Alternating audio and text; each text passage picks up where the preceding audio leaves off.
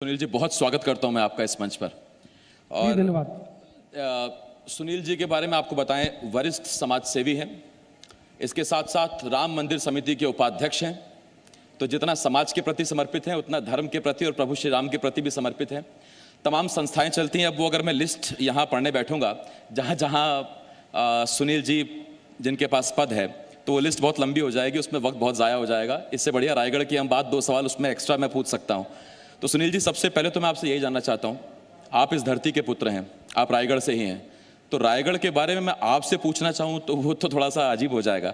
लेकिन सबसे पहला मेरा सवाल यही है आपसे कि रायगढ़ संस्कारधानी और रायगढ़ उद्योग नगरी, संस्कारधानी का तमगा जिस शहर के पास हो और वो पिछले 2-2.5 दशक में अगर वो उद्योग धानी और उद्योग का शहर भी बन जाए, ये कितना खूबसूरत संगम है।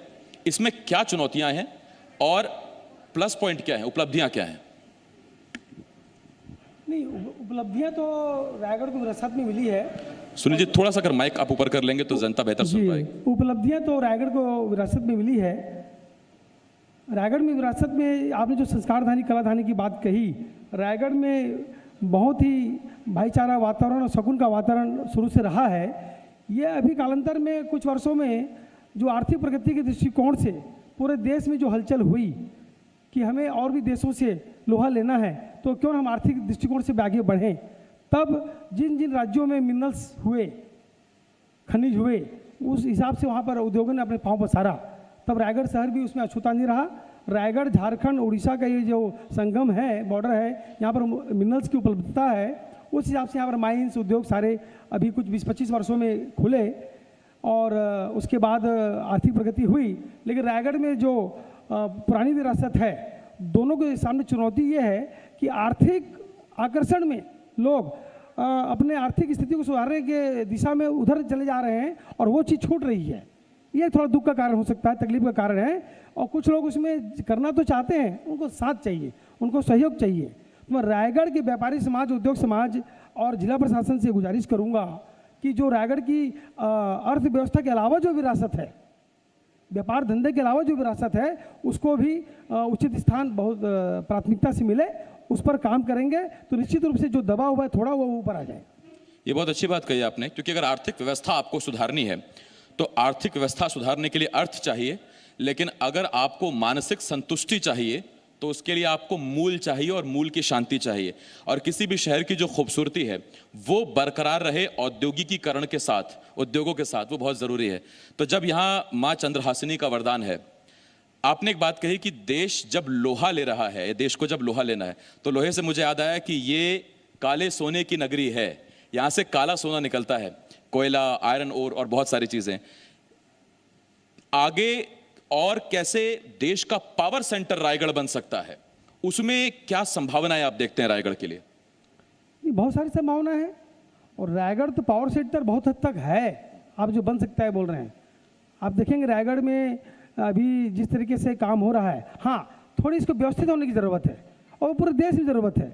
भारत देश में जब कोई व्यापारी वर्ग अपना संसाधन खोलता है तो उसको जो मूल रूप से जो इंफ्रास्ट्रक्चर चाहिए, मतलब परिवहन के हिसाब से और भी कई चीज़ों के लिए, उसकी कमी है। प्रशासन उस पर काम कर तो रहा है लेकिन वह अभी पर्याप्त नहीं है। यदि प्रशासन यहाँ के व्यापारी समाज को उसके व्यापार में सहयोग करे, उनका जो दायित्व है उसको यदि पूर्ण करे, तो निश्चित रूप से व्यापारी वर्ग और अच्छा काम कर सकता है। ये मतलब यही एक विषय है। आप यदि किसी की सेवा करते हैं तो उसमें आपको सुकून मिला। कई लोग बोलते हैं मैं निस्वार्थ किया हूँ, मैं इसको निस्वार्थ नहीं मानता। मुझे जो सुकून मिला वही मेरा स्वार्थ है। मुझे कोई अच्छा कार्य करने से मुझे सुकून मिलता है, ये क्या कम बड़ा स्वार्थ है? जरूरत है आपको महसूस करने की।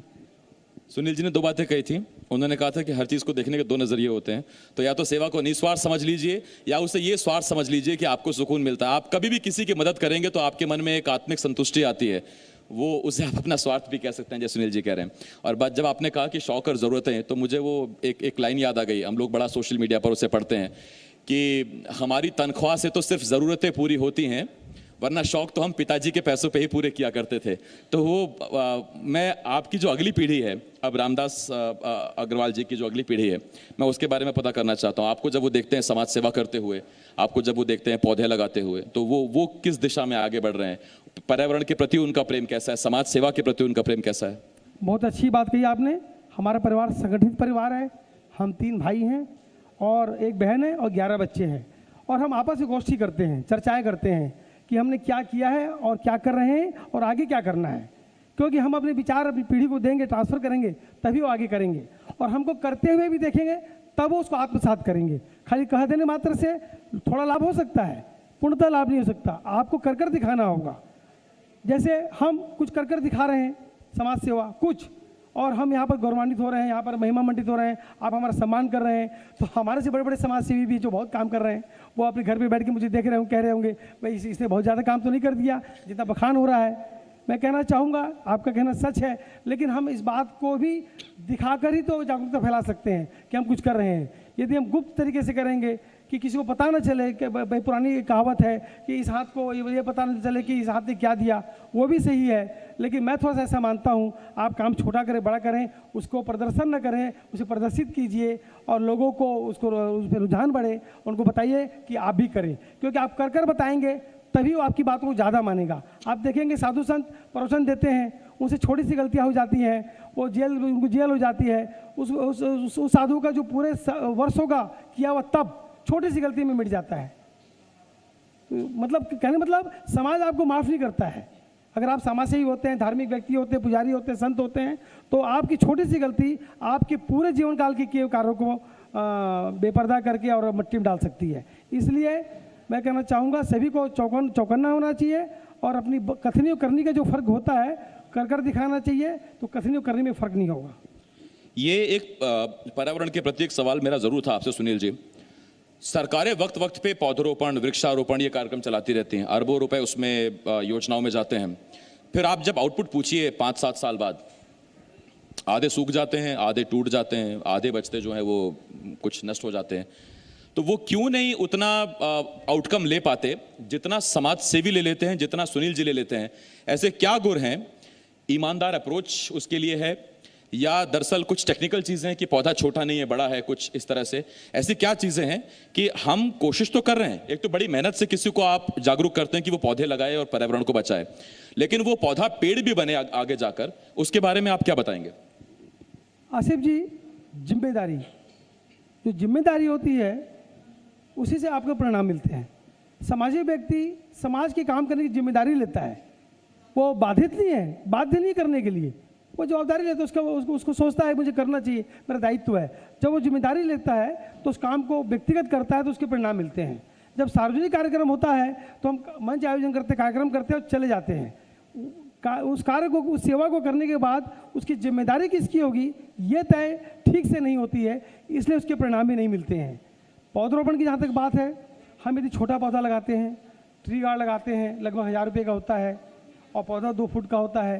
जब छोटा बच्चा होता है, छोटा पौधा होता है, उसकी देख रेख में ज़्यादा मेहनत और केयर होती है, तो उसको बड़ा करने में वक्त भी लगता है। किसी भी चीज़ का एक वक्त होता है। 9 महीने में बच्चा जन्म लेता है, उसको वक्त लगता है। पौधा भी यदि बड़ा होना उसको वक्त लगेगा।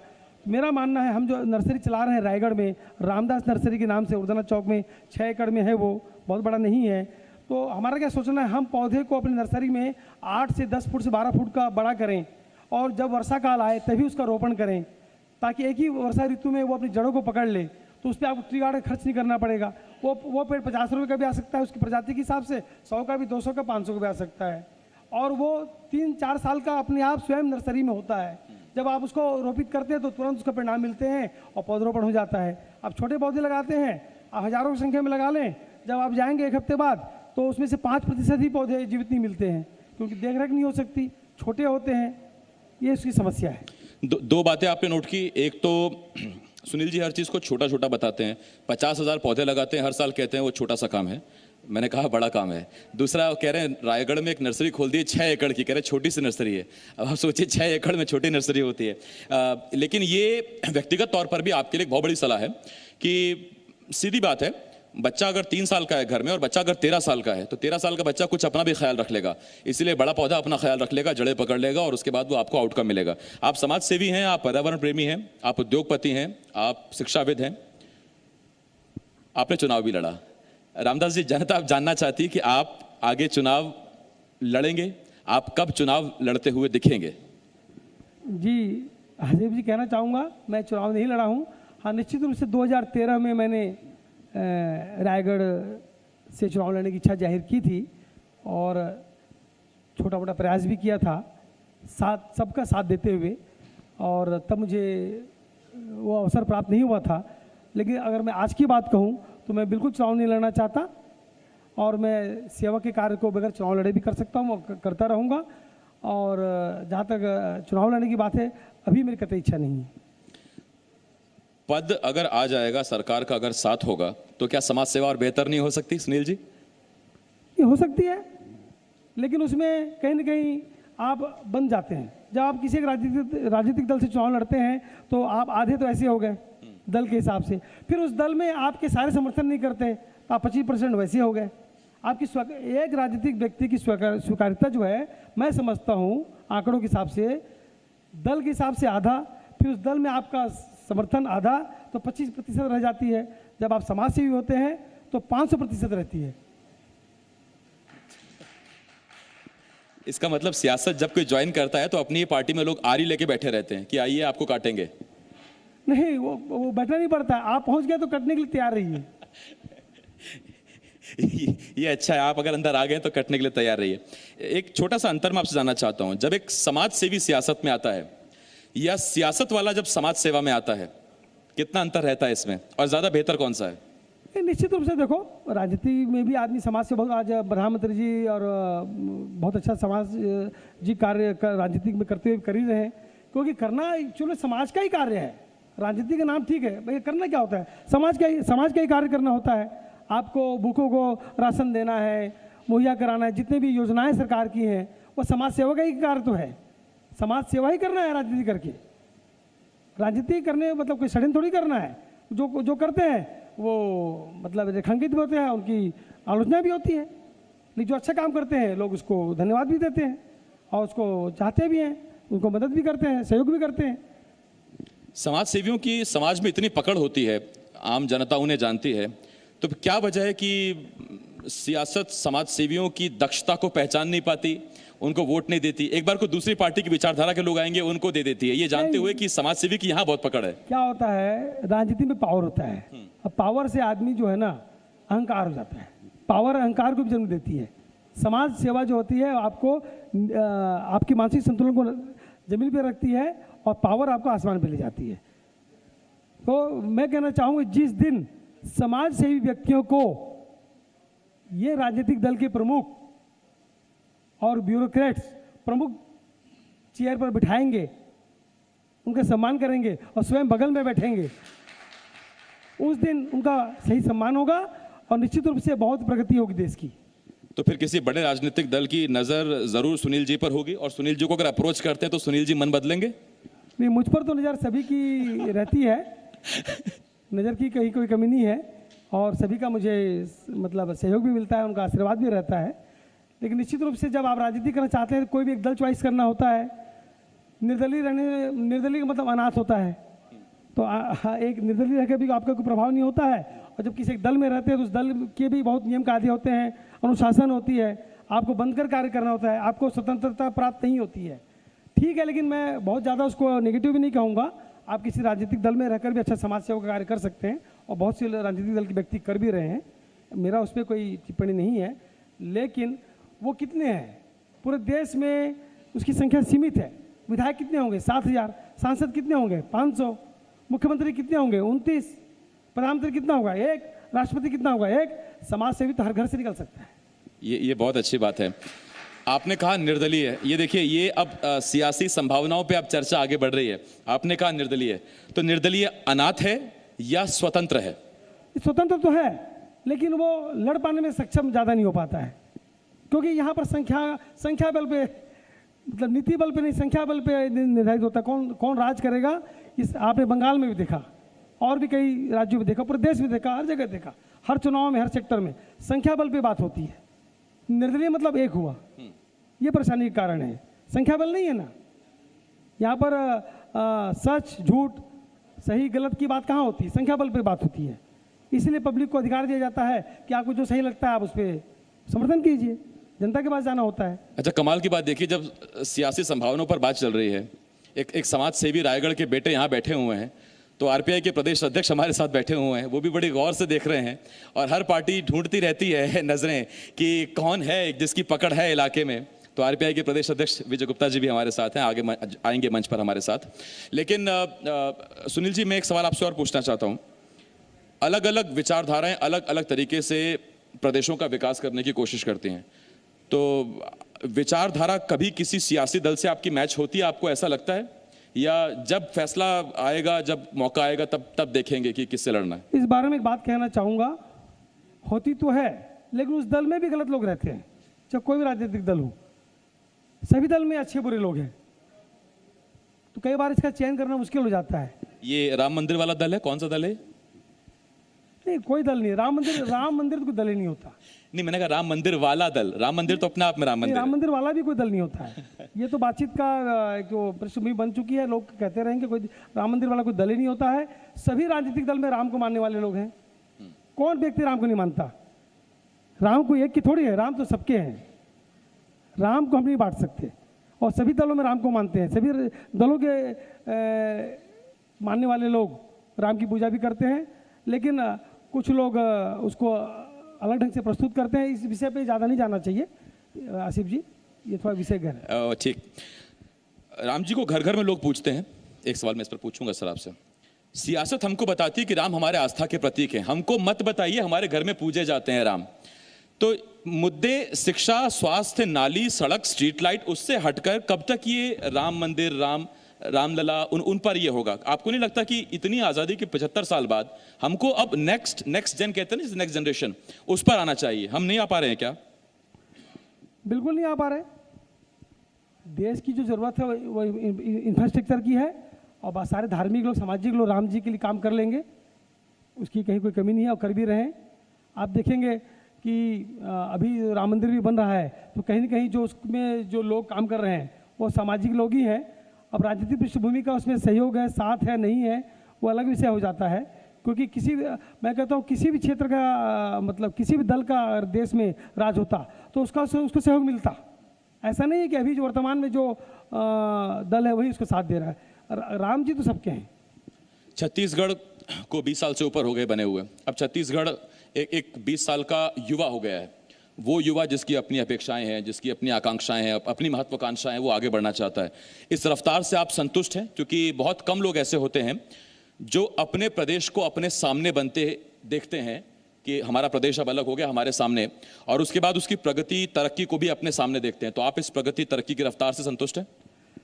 संतुष्ट नहीं हो और नहीं होना चाहिए, हमेशा प्रगतिशील होना चाहिए, और जो युवा वर्ग है उसको आत्मनिर्भर होना चाहिए। हर युवा को मैं संदेश देना चाहूँगा कि वह अपने मन मस्तिष्क में ये ध्यान रखे कि मुझे स्वयं का कोई कार्य करना है। जब आप स्वयं कोई कार्य करते हैं तो आप 4 लोग को काम देते हैं। तो मैं ये नहीं कहता कि किसी का नौकरी करना, किसी का काम करना कोई गलत है, वो भी जरूरी है। जब आप किसी को काम देंगे वो आपके काम करेगा, जब भी आप उसको काम देंगे। लेकिन आत्मनिर्भर बनने के लिए स्वयं का काम करने के प्रति उसका रुझान होना चाहिए, उस पर सफलता हासिल करना चाहिए। एक आखिरी सवाल, ये उस युवाओं के लिए मैं पूछना चाहता हूं, उन युवाओं के लिए जो छत्तीसगढ़ की उम्र के साथ आगे बढ़ रहे हैं, 18, 19, 20 साल, 21 साल, भविष्य के यही हमारे निर्माता हैं, हमारे यही भविष्य के सूत्रधार हैं जो देश को आगे ले जाएंगे, छत्तीसगढ़ को आगे ले जाएंगे। क्या संदेश एक तजुर्बेकार, एक समाज सेवी, एक पर्यावरण प्रेमी, क्या आप उनको कहना चाहेंगे सुनील जी? मैं भारत देश के प्रत्येक नागरिक को अपनी बात कहना चाहता हूं कि जितनी भी बातें अभी भारत देश में जितने विषय पर बात हो रही है, चाहे वो धर्म पर हो, समाज पर हो, व्यापार पर हो, पर्यावरण पर हो, कोरोना पर हो, भाईचारे पर हो, कोई भी विषय पे बात हो रही है, आप जागरूक रहिए और हिम्मती रहिए। भारत देश का सम्मान कीजिए। भारत देश का ये जो मैप है, पीओके, अक्साई चीन से लेकर नीचे केरल तक, 1-1 इंच हमारा है, इस पर आँच नहीं आनी चाहिए। चाहे कोई भी हो, किसी भी धर्म का व्यक्ति हो, किसी भी समाज का व्यक्ति हो, इसको संभाल कर रखिए। आपको पूंजीपति होना जरूरी नहीं है मित्रों। इस देश को खुशहाल बनाने के लिए सांस्कृतिक सामाजिक भाईचारा, आपस का प्रेम को बढ़ाएं। आर्थिक उन्नति कम ज़्यादा हो चलेगा, लेकिन यदि आपकी सामाजिक, धार्मिक और सांस्कृतिक उन्नति नहीं होगी, प्रेम व्यवहार नहीं होगा, तो निश्चित रूप से आप शांति से नहीं रह पाएंगे। हम हमारे भारत देश को कटते देख चुके हैं। हमारा बहुत सारा हिस्सा कट चुका है ऊपर की ओर, नीचे तो समुद्र है। एक एक इंच की रक्षा कीजिए। मैं बोलता हूं कि करोड़ों की संख्या में बॉर्डर में पहुंच जाएं और अपनी बातों को रखें। सिपाही और सेना, आर्मी जो हमारा कार्य कर रही है, हमारा जो रक्षा कर रही है, वो तो कर रही है। साल में एक दिन ऐसा भी रखें कि बॉर्डर पे हम अपनी ताकत और अपनी प्रतिबद्धता देश के प्रति दिखाएं और वहाँ पर जमा हो, बॉर्डर पे जाके और अपनी बात को रखें। मैं बहुत धन्यवाद करता हूं आपका सुनील जी।